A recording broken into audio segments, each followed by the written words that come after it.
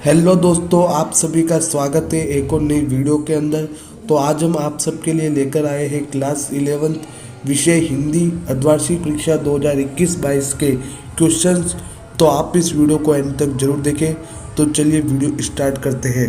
तो सबसे पहले आपके आता है खंड के अंदर आपको सबसे पहला क्वेश्चन पूछ रखा है कि निम्न गद्यांश को पढ़कर उत्तर दीजिए।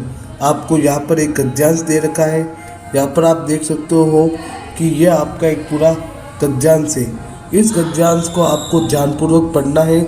इस गद्यांश को पढ़ने के बाद आपको कुछ क्वेश्चंस पूछ रखे हैं, आपको इन क्वेश्चंस के आंसर देने हैं। तो ये था आपका क्वेश्चन नंबर फर्स्ट। फिर अब हम देखते हैं क्वेश्चन नंबर सेकंड।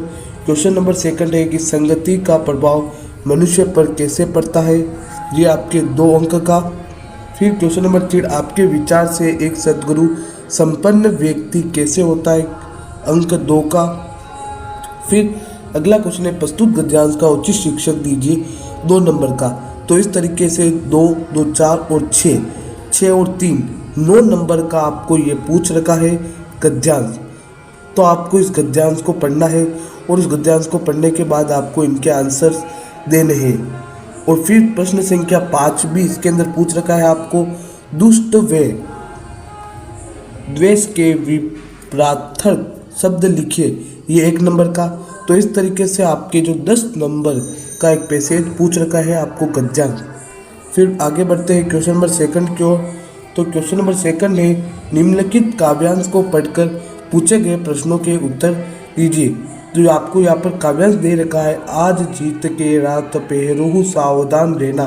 तो इस तरीके से आपको एक पद्यांश दे रखा है। इस पद्यांश को पढ़ने के बाद आपको कुछ क्वेश्चंस पूछ रखे हैं। यहाँ पर आप देख सकते हो कि आपको कुल मिला के 5 क्वेश्चन पूछ रखे हैं और वो 5 क्वेश्चन है वो आपके 5 नंबर के हैं। तो आपको जो काव्यांश है वो 5 नंबर का है और आपको इन सभी क्वेश्चंस के आंसर इस काव्यांश को पढ़ने के बाद देने हैं। तो चलिए अब हम आगे बढ़ते हैं। फिर बढ़ते हैं खंड ख की ओर। तो खंड ख के अंदर आपको क्वेश्चन नंबर 3 पूछ रखा है कि छात्रावास में रहने वाले अपने छोटे भाई को पत्र लिखिए कि वे पढ़ाई के साथ साथ स्वास्थ्य कोविड-19 के नियमों का भी नियमित रूप से पालन करें, अथवा अपने आचार्य को प्रार्थना पत्र लिखते हुए उन्हें ऑनलाइन अध्यापन में आने वाली समस्याओं से अवगत कराते हुए समस्या के निवारण का अनुरोध कीजिए। इस तरीके से आपको जो क्वेश्चन नंबर 3 है उसके अंदर आपको प्रार्थना पत्र लिखना है। जो दो है अथवा में जो भी आपको अच्छे से आता है आपको उसको करना है और वो है आपके अंक 5 का। फिर आपका क्वेश्चन नंबर 4 है मोबाइल सुविधा या असुविधा विषय पर फीचर लिखिए, अथवा गुम होता बचपन विषय पर एक फीचर लिखिए।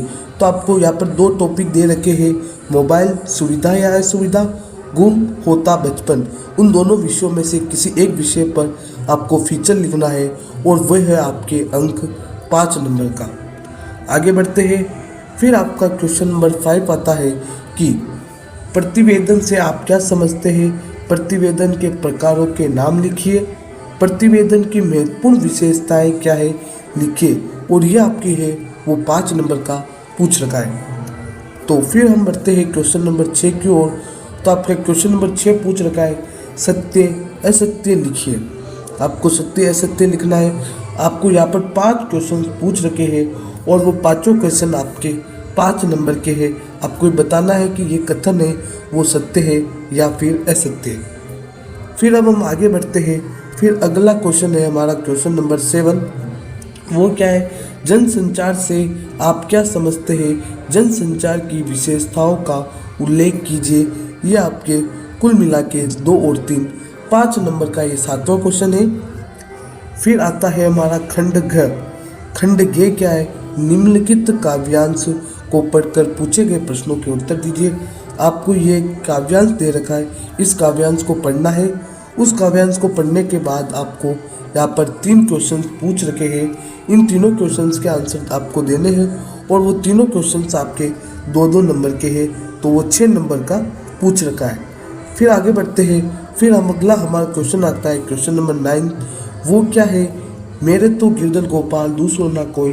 तो इस तरीके से ये भी आपकी काव्यांश है। इस काव्यांश को पढ़ना है और आपको यहाँ पर 2 क्वेश्चन पूछ रखे हैं।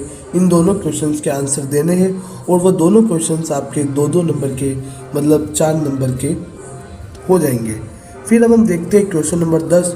क्वेश्चन नंबर 10 क्या है, अब आपके जो पाठ्य पुस्तक है आरोह और वितान उनमें से क्वेश्चंस आने वाले हैं। घर की याद कविता में कवि ने पिताजी के व्यक्तित्व की किन विशेषताओं का उल्लेख किया है, लिखिए। मीरा को भक्ति मार्ग में किन किन बाधाओं का सामना करना पड़ा, आपको लिखना है और वो 2-2 अंक के 4 अंक का है। और आपको थॉमिक क्वेश्चन दे रखा है, कबीर के धार्मिक विचारों पर प्रकाश डालिए। तो ये था आपका क्वेश्चन नंबर 10। अब हम आगे बढ़ते हैं क्वेश्चन नंबर 11 की ओर। तो क्वेश्चन नंबर 11 क्या पूछ रखा है आपको, निम्नलिखित गद्यांश को ध्यानपूर्वक पढ़कर पूछे गए प्रश्नों के उत्तर दीजिए। इसका आशय यह है कि आपको यहाँ पर एक देख सकते हो कि एक पूरा गद्यांश दे रखा है। इस गद्यांश को आपको अच्छे से पढ़ लेना है और उसको पढ़ने के बाद आपको यहाँ पे 3 क्वेश्चंस पूछ रखे हैं 2-2 नंबर के, आपको इन सभी के आंसर्स देने हैं। फिर आता है आपके क्वेश्चन नंबर 12। क्वेश्चन नंबर 12 का अंदर आपके पाठ्य पुस्तक के प्रश्न है। इसके अंदर आपको कुल मिला के 4 क्वेश्चन दे रखे हैं। इनमें से आपको किन्हीं 3 क्वेश्चंस को करना है। पहला क्वेश्चन है, नमक का दारोगा कहानी में पंडित अलोपीदीन के व्यक्तित्व है कौन से 2 पहलू उभर कर आते हैं, लिखना। गलता लोहा पाठ के आधार पर पहाड़ी गांवों की समस्याओं पर विचार विश्लेषण कीजिए। फिर क्वेश्चन नंबर 3 है, मियां नसीरुद्दीन के व्यक्तित्व और चरित्र की विशेषताओं को स्पष्ट कीजिए। क्वेश्चन नंबर 6 है, गलता लोहा पाठ के आधार पर मोहन के चरित्र पर प्रकाश डालिए। और ये क्वेश्चन आपके 3 नंबर का पूछ रखा है। फिर आपके आता है क्वेश्चन नंबर 13। उसके अंदर क्या क्वेश्चन पूछ रखा है, शास्त्रीय तथा चित्रपट संगीत में क्या अंतर है। दूसरा क्वेश्चन है, नादमय उच्चार का क्या अर्थ है, यह लता के गायन में किस प्रकार प्रकट हुआ है, आपको लिखना है। और वो दोनों क्वेश्चन आपके 2-2 नंबर के हैं। अथवा में दे रखा है, चित्रपट संगीत ने लोगों के संगीत अभिरुचि को किस प्रकार संस्कारित किया। कुमार गंधर्व ने लता को बेजोड़ गायिका क्यों कहा है। लता मंगेशकर के गायन ने भारतीय लोगों की अभिरुचि को किस प्रकार प्रभावित हुआ, ये पूछ रखा है आपका अंक 2 का। अगला क्वेश्चन है, अथवा में लता ने चित्रपट संगीत में मुख्यतः किस प्रकार के गाने गाए और क्यों, ये क्वेश्चन आपको 2 नंबर का पूछ रखा है। तो इस तरीके से आपके ये 13 क्वेश्चन थे और ये सभी क्वेश्चंस आपके बहुत ही ज़्यादा इंपॉर्टेंट क्वेश्चंस हैं, इसलिए आपको इन सभी क्वेश्चंस को अच्छे से तैयार कर लेना है। आपको ये वीडियो कैसी लगी मुझे कमेंट बॉक्स में लिखकर जरूर बताएं और ये वीडियो पसंद आई है तो इस वीडियो को लाइक शेयर एंड चैनल को सब्सक्राइब करना ना भूलें। तो चलिए मिलते हैं अगली वीडियो में, तब तक के लिए बाय बाय, जय हिंद, वंदे मातरम।